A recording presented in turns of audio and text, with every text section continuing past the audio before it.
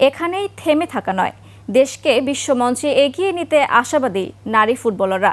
এদিকে দলের জন্য প্রয়োজনীয় সুযোগ সুবিধা নিশ্চিতের আশ্বাস দিয়েছেন ফুটবল ফেডারেশনের সভাপতি তাবিদ আউয়াল। জাতীয় নারী ফুটবল দলকে সংবর্ধনা অনুষ্ঠানে এ কথা বলেন তিনি। আরফিন শাওনের রিপোর্ট। শিয়া বাটার ও ভিটামিন ই সমৃদ্ধ লিলি হালাল বিউটি সোপ, তারুণ্যময় উজ্জ্বল ত্বকের জন্য।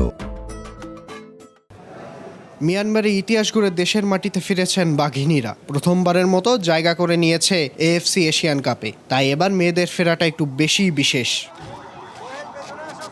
নিজেদের গ্রুপে অপরাজিত চ্যাম্পিয়ন হয়ে এশিয়ান কাপের মূল পর্ব নিশ্চিত করেছেন ঋতুপর্ণারা। তাই কালক্ষেপণ না করে রাতেই তাদের সংবর্ধনা আয়োজন করে বাফুফে। ফুলের তোড়া দিয়ে সংবর্ধনা জানানো হয় পুরো দলকে।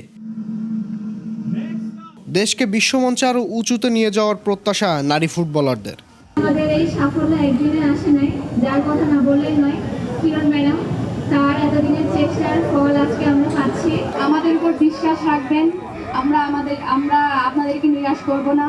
আমরা শুধু এশিয়া না, আমরা বিশ্বমঞ্চে বাংলাদেশকে নিয়ে যেতে চাই। বিশ্বমঞ্চে দেশকে এগিয়ে নিতে প্রয়োজনীয় সুযোগ সুবিধা দেওয়ার আশ্বাস দিয়েছেন ফুটবল ফেডারেশন সভাপতি। আমাদের থেকে কমিটমেন্টটা is very very very strong যে বাংলাদেশের ফুটবল এগিয়ে যাবে। আমাদের নারী দলের জন্য আজকে পুরা পৃথিবী বাংলাদেশকে আরেক রূপে চিহ্নিত করছে। আমরা আগে আর ওই বন্যা দস্তর দেশ নয়, আমরা এখন একটা ফুটবলিং নেশন।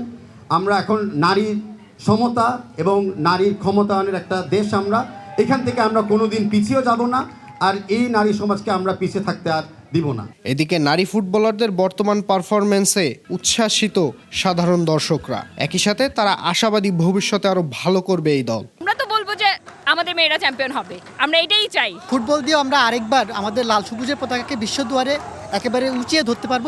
এর আগে মিয়ানমারের স্থানীয় সময় সন্ধ্যার দিকে দেশের উদ্দেশ্যে যাত্রা শুরু করে নারী ফুটবলাররা। পরে থাইল্যান্ড হয়ে দিবাগত রাত 1:45টার দিকে দেশে পৌঁছায় তারা। আরফিন শাওন, 21 টেলিভিশন, ঢাকা।